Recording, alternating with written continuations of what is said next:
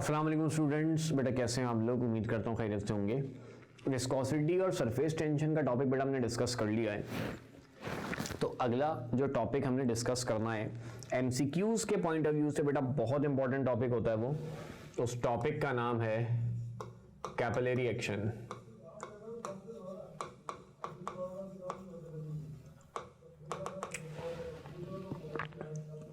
Capillary action क्या होता है?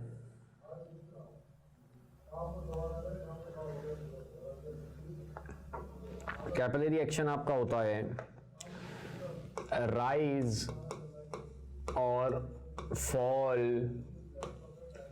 Of a liquid in a capillary tube.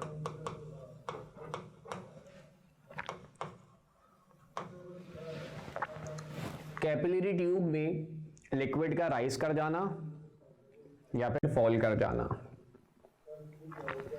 Capillary tube क्या होती है? एक ऐसी ट्यूब बेटा जिसकी कैपेसिटी कंटेनर के मुकाबले में बहुत कम हो, जिसका एरिया कंटेनर के मुकाबले में बहुत कम हो, तो उस ट्यूब को हम कैपिलरी ट्यूब कहते हैं। यूं समझ लो, कोल्ड ड्रिंक अगर आप पी रहे हो स्ट्रॉ से, तो स्ट्रॉ जो है वो कैपिलरी ट्यूब है, क्योंकि उसकी कैपेसिटी, उसकी जो जगह है वो बॉटल के जगह के मुकाबले में काफ़ी कम है।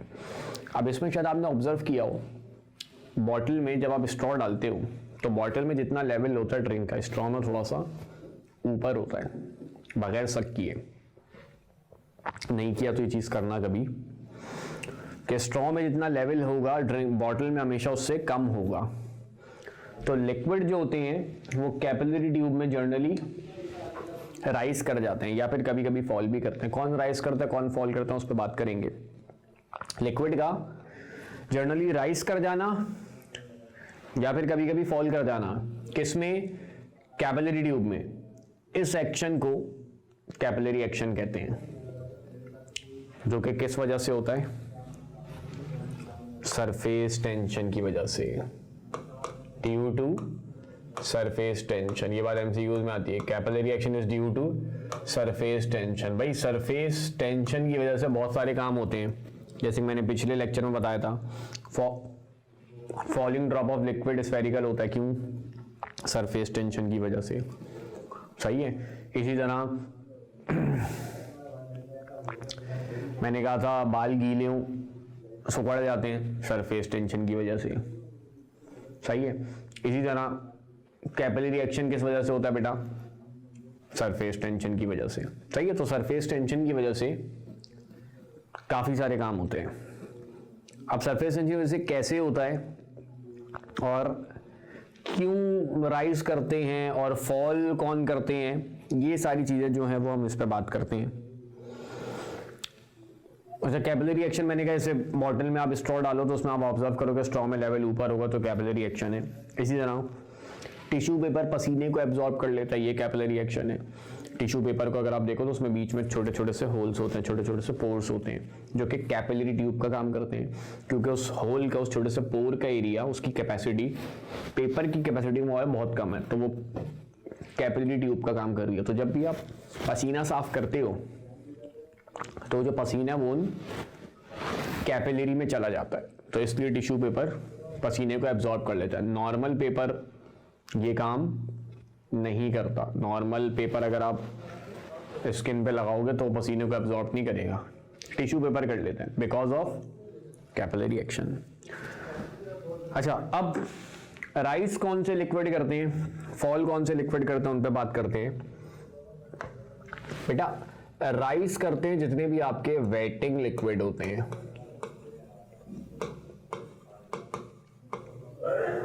और फॉल करते हैं जितने भी आपके नॉन वेटिंग लिक्विड होते हैं।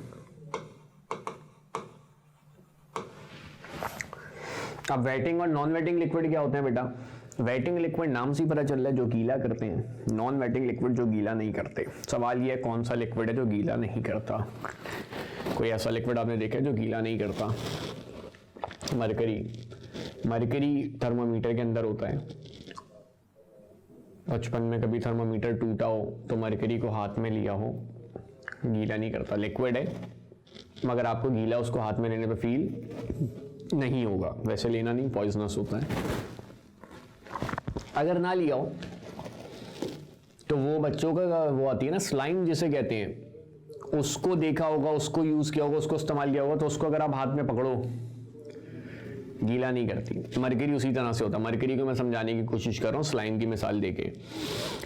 तो मरकरी भी गीला नहीं करता। यानी नॉन वेटिंग लिक्विड की बात करूं तो इसमें सबसे बेहतरीन मिसाल आप दे दोगे किसकी? मरकरी की। इसके अलावा जितने भी लिक्विड आप देखते हो, पानी, पेट्रोल, तेल, फलाना धमाका, ये सब वेटिंग लिक्विड है, गीला करता। हाथ पे गिरेंगे तो आपको महसूस होगा गीला गीला। मरकरी को हाथ में पकड़ोगे, जैसे मैंने कहा स्लाइम को पकड़ोगे तो गीला गीला महसूस नहीं होता, आपके हाथ पे नहीं चिपकता, तो वो नॉन वेटिंग लिक्विड है। तो नॉन वेटिंग लिक्विड बेटा कैपिलरी ट्यूब में फॉल करते हैं, जबकि वेटिंग लिक्विड ज़्यादातर वेटिंग लिक्विड ही देखने को मिलते हैं। इसलिए मैंने कहा जनरली लिक्विड कैपिलरी ट्यूब में राइज करता है। तो वेटिंग लिक्विड कैपिलरी ट्यूब में राइज करते हैं, नॉन वेटिंग फॉल करते हैं। अब ऐसा क्यों होता है, इसको समझते हैं। अरे इससे पहले अगर मैं वेटिंग लिक्विड की शक्ल बनाऊं तो वेटिंग लिक्विड जो होते हैं ना, कंटेनर बनाए, इसमें डाल दी मैंने कैपिलरी ट्यूब। अब वेटिंग लिक्विड जो है ना वो इस तरीके से होता है थोड़ा सा। एक तो कैपिलरी ट्यूब में राइज करता है, और दूसरा अगर आप इसको देखो ना तो वो कुछ इस तरह का मिनिस्कस बनाता है।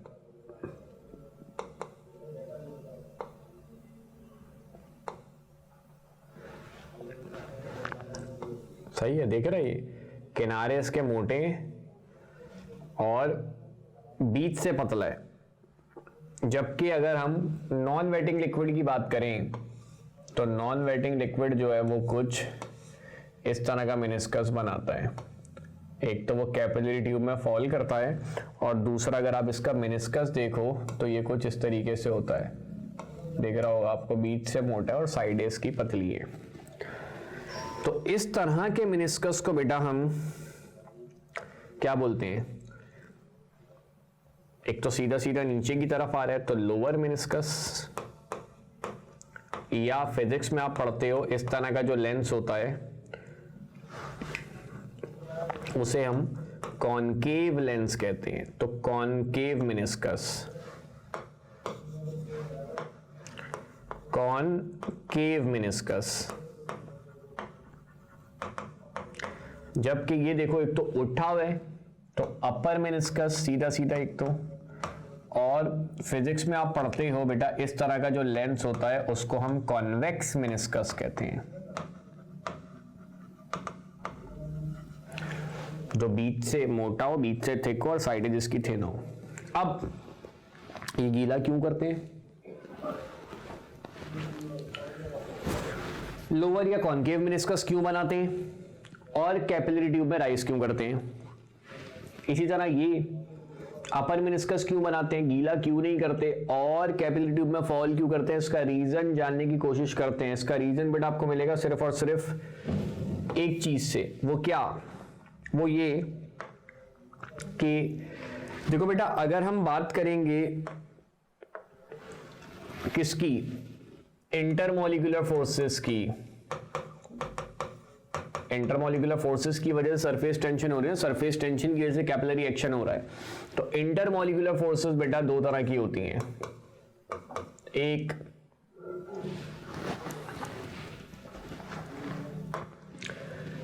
आपकी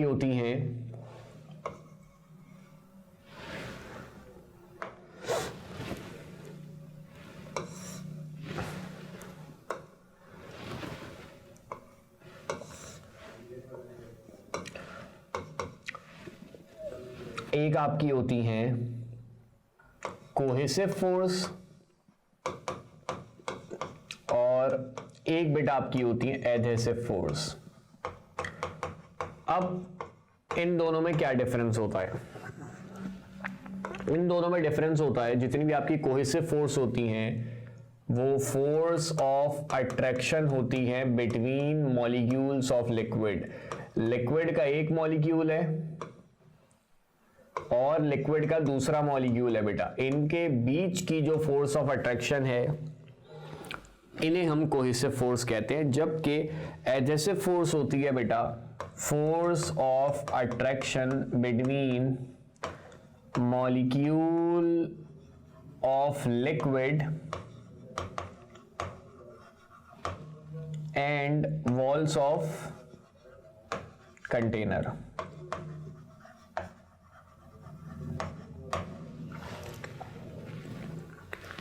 ठीक है,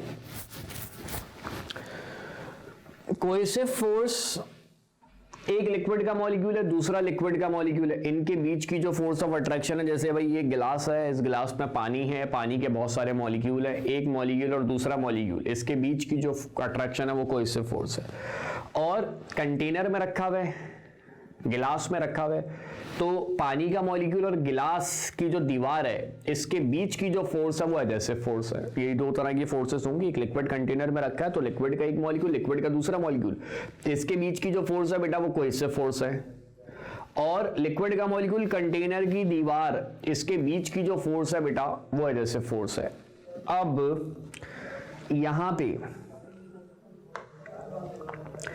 यहां पे वेटिंग लिक्विड की अगर हम बात करें तो इनमें एडहेसिव फोर्सेस ज्यादा होती हैं as compare to cohesive forces के, और यहां पे कोहेसिव फोर्सेस बेटा ज्यादा होती हैं as compare to adhesive forces के। इन रीजंस की वजह से ये गीला करते हैं, लोअर मेनिस्कस बनाते हैं और कैपिलरी ट्यूब में राइज करते हैं, और ये गीला नहीं करते, कॉन्वेक्स मेनिस्कस बनाते हैं और कैपिलरी ट्यूब में फॉल कर जाते हैं। कैसे, देखो वेटिंग लिक्विड की बात करें, मान लो मेरा हाथ कंटेनर है, अपने हाथ में मैं वेटिंग लिक्विड को गिराऊंगा तो अब दो तरह की फोर्सेस आएंगी, एक मॉलिक्यूल्स की आपस की फोर्स और एक कंटेनर मेरा हाथ है, कंटेनर के साथ की फोर्स। वेटिंग लिक्विड में मैंने क्या कहा बेटा, एडहेसिव फोर्सेस ज्यादा है, यानी वो जो वेटिंग लिक्विड और कंटेनर यानी मेरा हाथ के बीच की फोर्स ज्यादा है, उसके जो मॉलिक्यूल है वो मेरे हाथ के पास आएंगे, मेरे हाथ पे चिपकेंगे, मेरे हाथ के साथ अटैच होंगे, तो मुझे गीला करेंगे ना, मुझे गीला फील होगा ऑब्वियसली। तो इस वजह से वेटिंग लिक्विड गीला करता है, क्योंकि इनमें एडहेसिव फोर्सेस ज्यादा होती है। कोहेसिव कम है, आपस में मॉलिक्यूल नहीं जोड़ रहे, कंटेनर के साथ जोड़ रहे हैं, मेरे हाथ के साथ कांटेक्ट में आ रहे हैं, मुझे गीला कर रहे हैं, तो इसलिए वेटिंग लिक्विड है। और कॉनकेव मेनिस्कस क्यों बनाते हैं बेटा, कॉनकेव मेनिस्कस इसलिए बनाते हैं, भाई खुद देख लो ना, मान लो भाई सीधा मेनिस्कस बन रहा था, अगर एडहेसिव कोहेसिव फोर्स नहीं होती है, कह लो बराबर होती, तो सीधा बनता। अब क्योंकि इनमें एडहेसिव फोर्स ज्यादा है, तो मतलब आपस की फोर्स कम है, एडहेसिव ज्यादा है, तो बीच के जो मॉलिक्यूल हैं वो किनारे पे जाने की कोशिश करेंगे, तो किनारे से लेवल ऊपर होगा और बीच से थोड़ा सा नीचे हो जाएगा, तो इस तरह की शक्ल नहीं बनेगी क्या। बीच के मॉलिक्यूल, कंटेनर के मॉलिक्यूल जो है, सॉरी लिक्विड के जो मॉलिक्यूल है वो कंटेनर पे जाने की कोशिश करेंगे, बीच से दूर भागेंगे, बॉडी से लिक्विड से दूर, आपस की फोर्सेस कम है, कंटेनर की ज्यादा, तो मॉलिक्यूल ज्यादा से ज्यादा कंटेनर पे चिपकने की कोशिश करेंगे, तो किनारे पे लेवल बढ़ जाएगा और बीच से नीचे हो जाएगा, तो इस तरह का कॉनकेव मेनिस्कस आपको मिलेगा। तो इसलिए वेटिंग लिक्विड कॉनकेव मेनिस्कस बनाते हैं, क्योंकि इनमें आपस की फोर्सेस कम होती हैं। तो अगर आप कैपिलरी ट्यूब डालोगे तो ये उसमें राइज कर दें, क्योंकि आपस की फोर्सेस कम है ना, मॉलिक्यूल एक दूसरे को पकड़ के टाइट से नहीं रखे हुए, तो अगर आप इसमें कोई ट्यूब डालोगे तो ये उसमें राइज कर देंगे। ठीक है, तो इसलिए वेटिंग लिक्विड गीला करते हैं।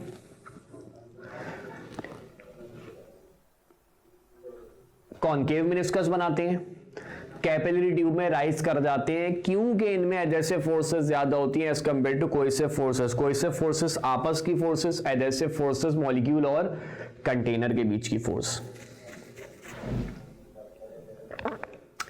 ठीक है, नॉन वेटिंग लिक्विड पे आता है। नॉन वेटिंग लिक्विड में बेटा कोहेसिव फोर्स ज्यादा है, एडहेसिव फोर्स कम है। मान लो मेरा हाथ कंटेनर है, मैं नॉन वेटिंग लिक्विड को अपने हाथ पे गिरा रहा हूं, तो मॉलिक्यूल्स में कोहेसिव फोर्सेस ज्यादा है, आपस में जुड़े रहने की, आपस में लगे रहने की, आपस में चिपके रहने की फोर्स ज्यादा है। कंटेनर के साथ की फोर्स इतनी ज्यादा नहीं है, मेरे हाथ पे चिपकने की कोशिश मॉलिक्यूल नहीं करेंगे, क्योंकि इनमें एडहेसिव फोर्सेस कम है। मॉलिक्यूल्स आपस में जुड़े रहेंगे, आपस में चिपके रहेंगे, तो जब मॉलिक्यूल्स आपस में जुड़े रहेंगे, आपस में चिपके रहेंगे, मेरे हाथ के साथ कांटेक्ट में नहीं आ रहे, कंटेनर के साथ कांटेक्ट में नहीं आ रहे, क्योंकि एडहेसिव फोर्सेस कम है, तो मुझे गीला नहीं करेंगे।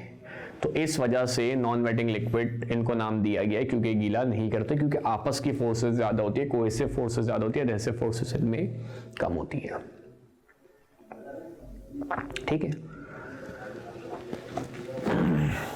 इसी वजह से अपर मिनिस्कस भी बनाते हैं। भाई मान लो एक वेटिंग नॉन वेटिंग लिक्विड रखा हुआ था, अब अगर इस पर कोई भी फोर्स ना हो या बराबर हो तो ऐसा बनेगा।